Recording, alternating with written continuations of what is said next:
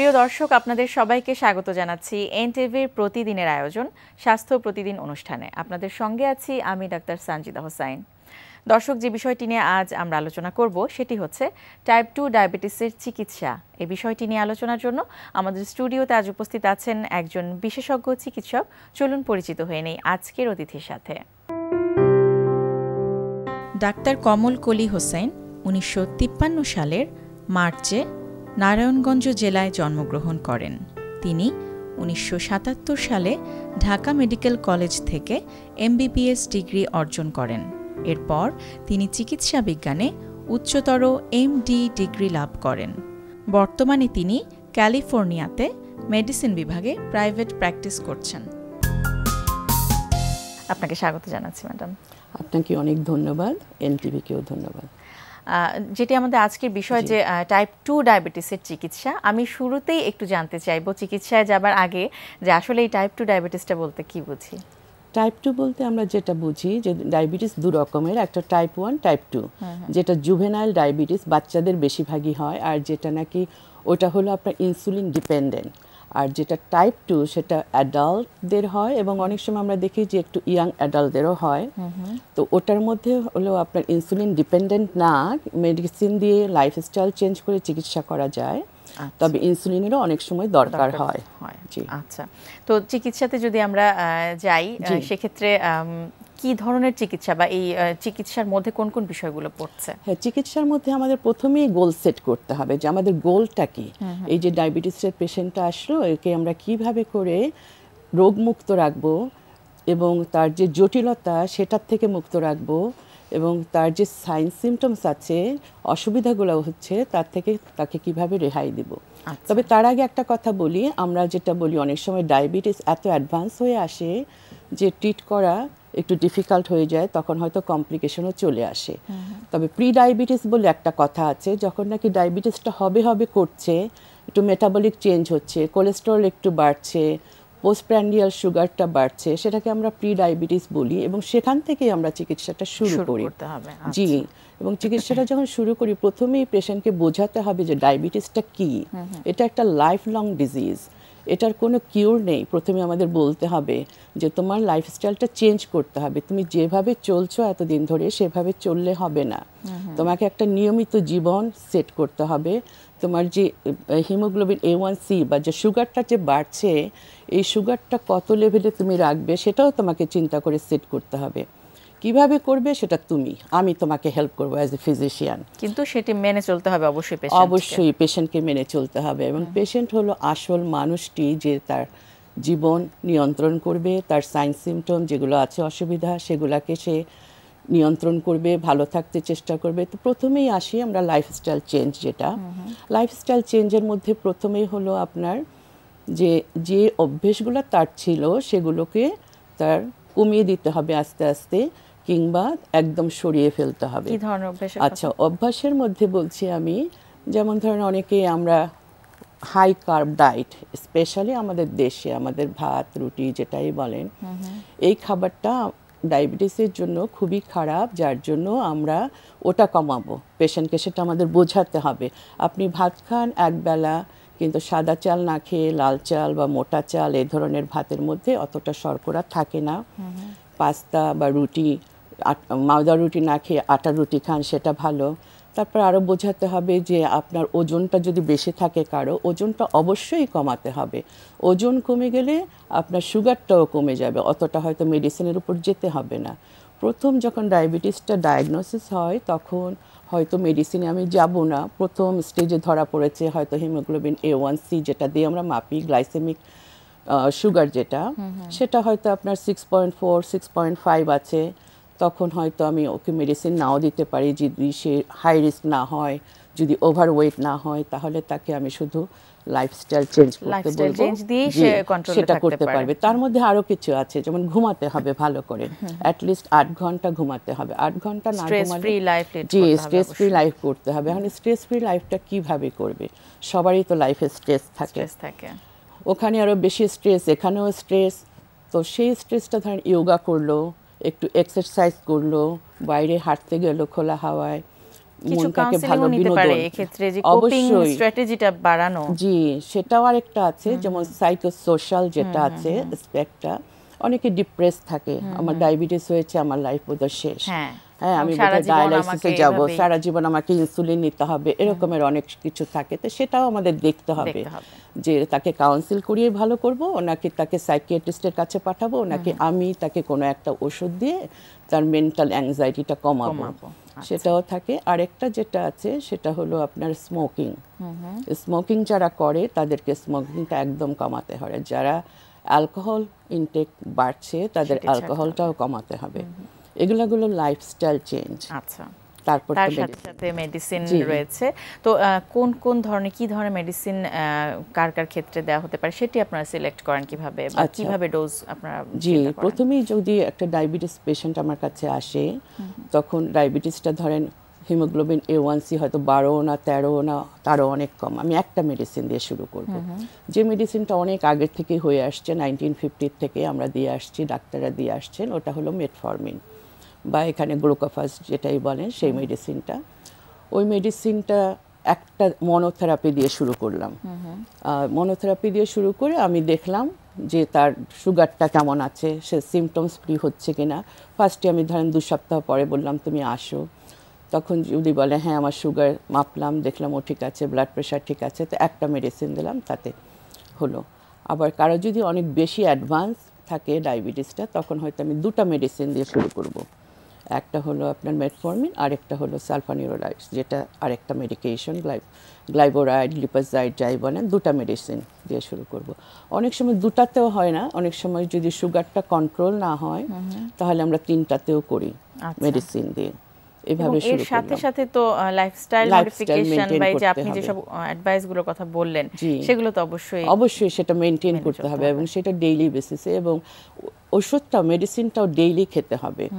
অনেক সময় হয়তো অনেক বেশি খাওয়া হয়ে গেল, সেটা অ্যাডজাস্ট করে সুগারটা মেপে সেভাবে করে ওষুধটা খেতে হবে। মিস করলে সেটা আবার অ্যাডজাস্ট করে পরে আবার হয়তো একবেলা কম খেলো বা একটু খাওয়াটা একটু কন্ট্রোল করলে সেভাবে করে চলতে হবে। আচ্ছা, একটু জানতে চাইবো, বিশেষ করে অনেক দিন ধরে যারা ডায়াবেটিক রোগী যারা আছেন তাদের ক্ষেত্রে কিন্তু সুগারটা কমে যাওয়ার একটা ঝুঁকি থাকে, হঠাৎ করে হাইপোগ্লাইসেমিক হয়ে যেতে পারে। এই জিনিসটা কতখানি ঝুঁকিপূর্ণ এবং সেক্ষেত্রে আসলে করণীয় কি? জি, এটা একদম সত্যি কথা। অনেক সময় ধরেন পেশেন্ট ওষুধটা খেলো, হয়তো জগিং করতে গেল, রান করতে গেল, কিংবা কিছু খেলো না, খেতে ভুলে গেল, অবশ্যই সুগার কমে যেতে পারে।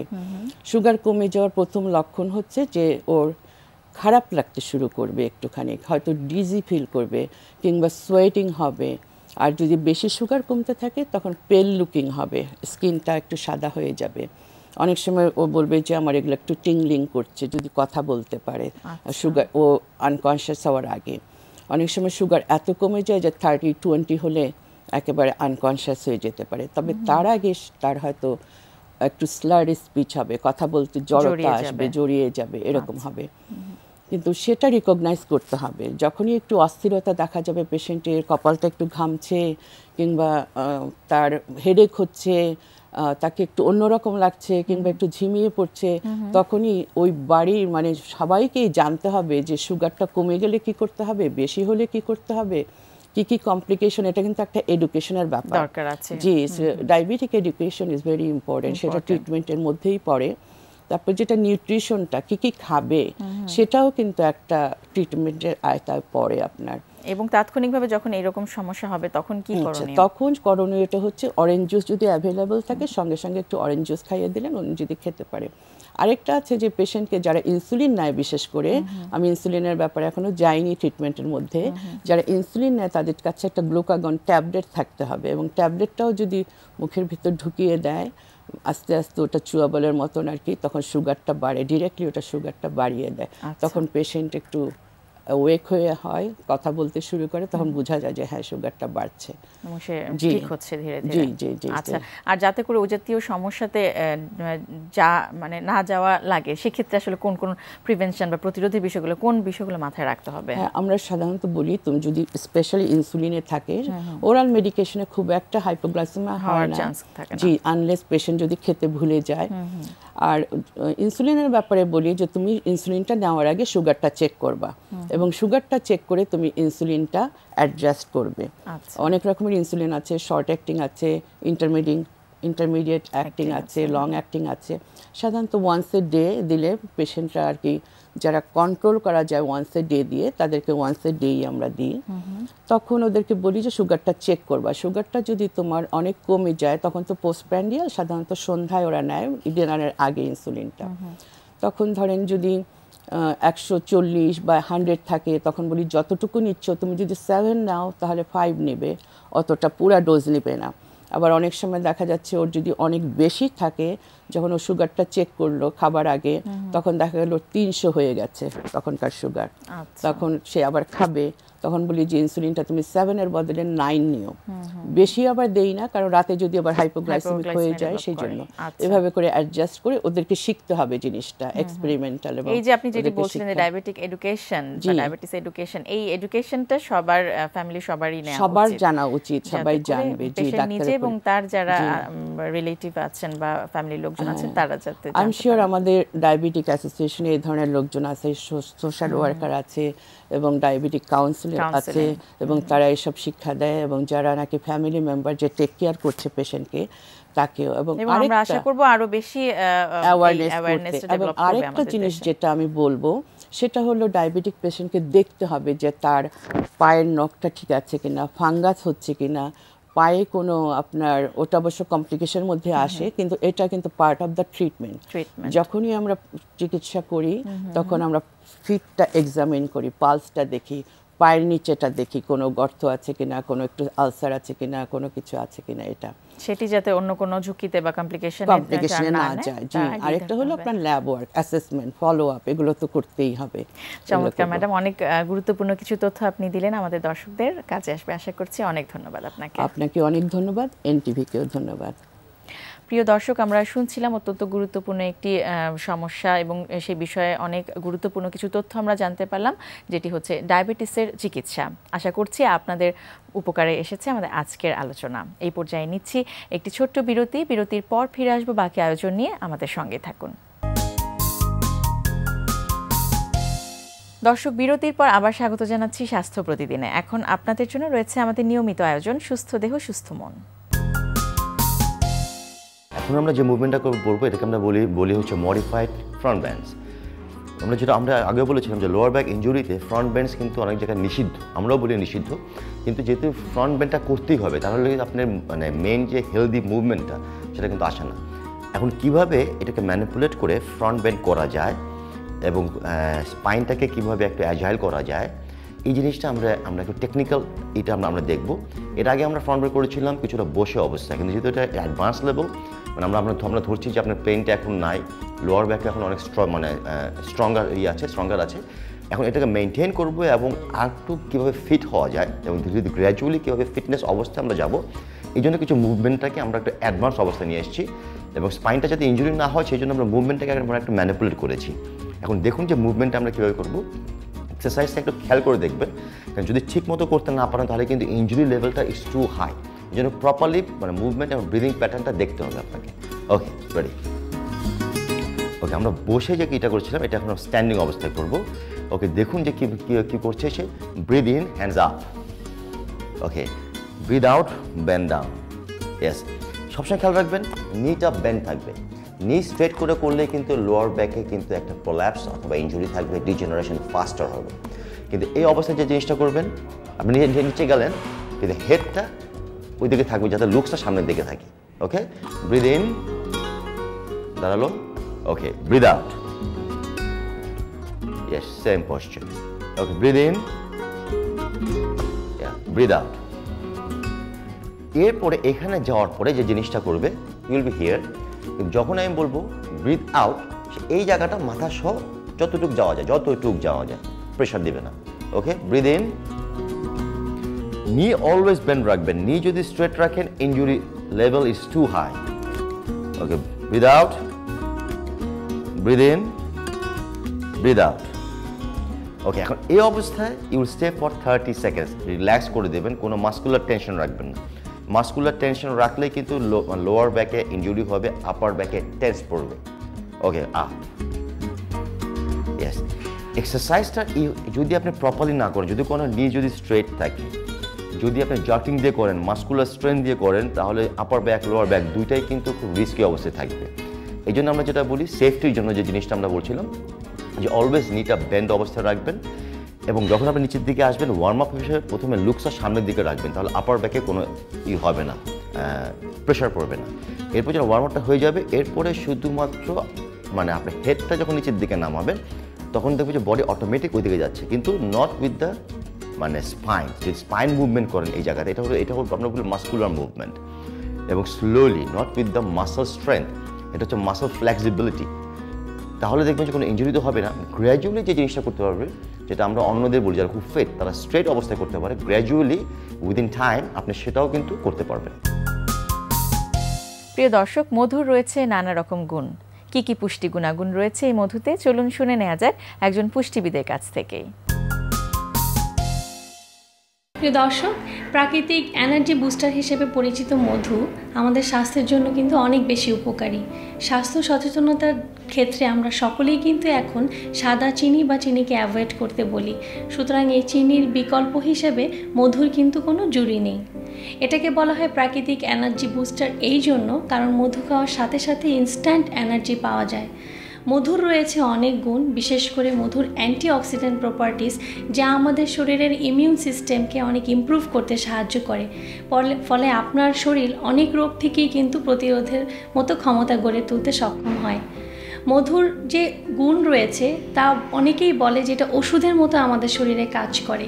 বিশেষ করে ছোট বাচ্চারা যারা স্কুল গোয়িং, তাদের সকালে যদি দুধের সাথে একটু মধু দিয়ে দেওয়া যায় বা তাদের খাবারে মধু অ্যাড করা যায়, তাহলে বাচ্চারা কিন্তু অনেকক্ষণ এনার্জেটিক থাকে এবং তাদের পড়াশোনার যে মনোযোগ সেটা কিন্তু অনেক বৃদ্ধি পায়।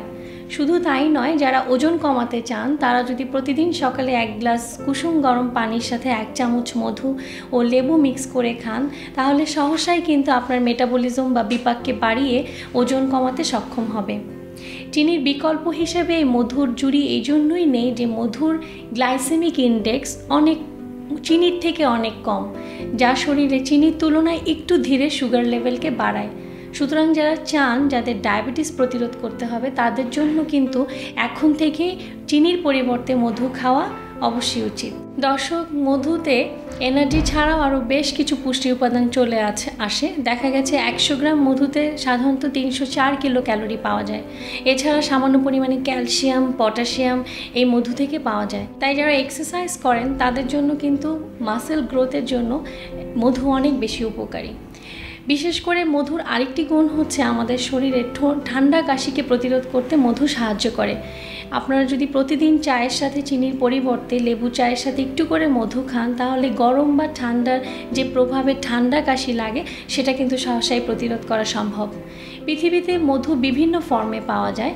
দেখা গেছে ক্রিমি মধু আছে, ড্রাই মধু আছে, পাস্তুরাইজড মধু আছে, এবং অনেক সময় র মধুও কিন্তু পৃথিবীর অনেক জায়গাতে পাওয়া যায়। পাস্তুরাইজড মধু আমাদের দেশে অনেক দিন সংরক্ষণ করা সম্ভব এবং তাতে জীবাণু সাধারণত মুক্ত থাকে।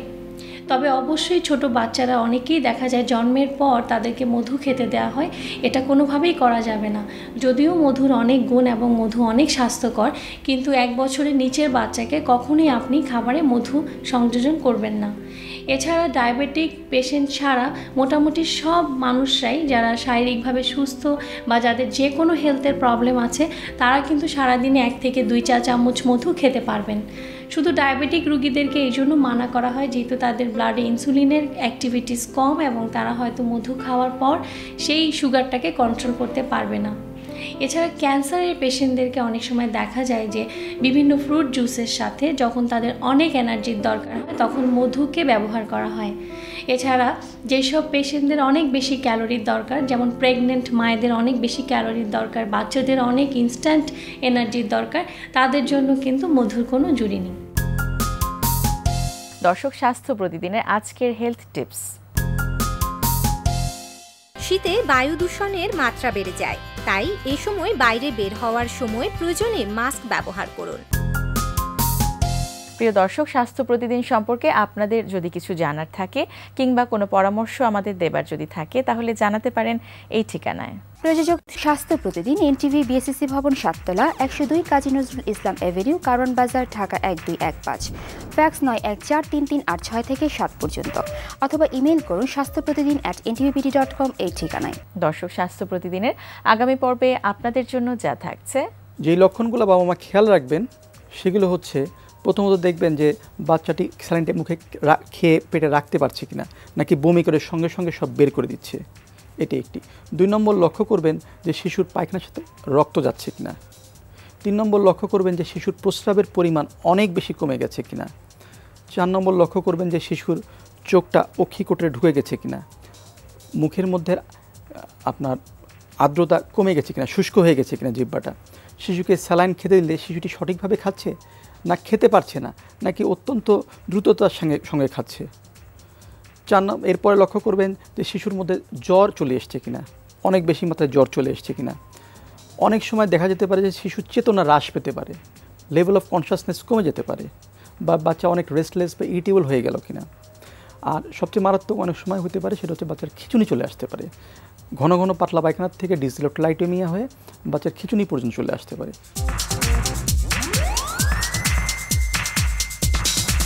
প্রিয় দর্শক, বিশ্বের যে কোনো প্রান্ত থেকে যে কোনো সময় এনটিভিতে সম্প্রচারিত আপনাদের পছন্দের অনুষ্ঠান স্বাস্থ্য প্রতিদিন দেখতে চাইলে ভিজিট করুন আমাদের পূর্ণাঙ্গ ওয়েব পোর্টাল www.ntvbd.com। আজ এ পর্যন্তই। আপনারা সবাই ভালো থাকুন, সুস্থ থাকুন। আগামীকাল আবারও দেখা হবে ঠিক একই সময় এনটিভির পর্দায়।